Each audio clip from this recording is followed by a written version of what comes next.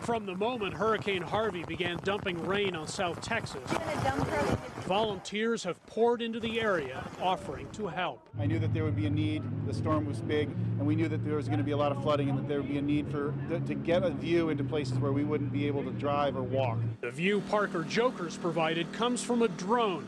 He teamed up with other drone operators who rushed to Houston with the very same idea. We can do this all autonomously with program software, with off-the-shelf drones, and professional pilots that are offering to help.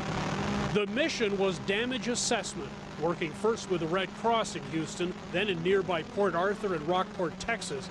Joker's group gathered neighborhood-specific information that could help with storm cleanup and recovery. We are able to provide them super high-resolution overhead imagery that can be placed over existing maps to show the Red Cross, when they need to send in ground teams, exactly what areas were affected in the middle of this. There are countless waterlogged areas like this one all across Houston. That's a lot of territory to cover, a lot of neighborhoods to check.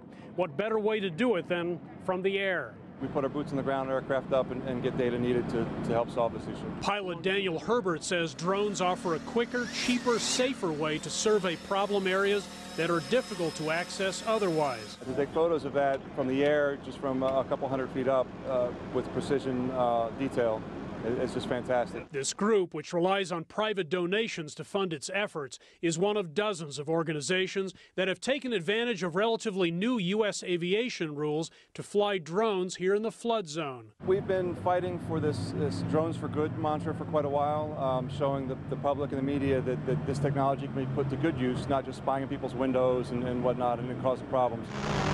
Parts of Texas remain underwater. One rescue official reminded Jokers of all the ground that still needs to be explored. I asked how much there would be to cover, and she just pointed at the map of Houston.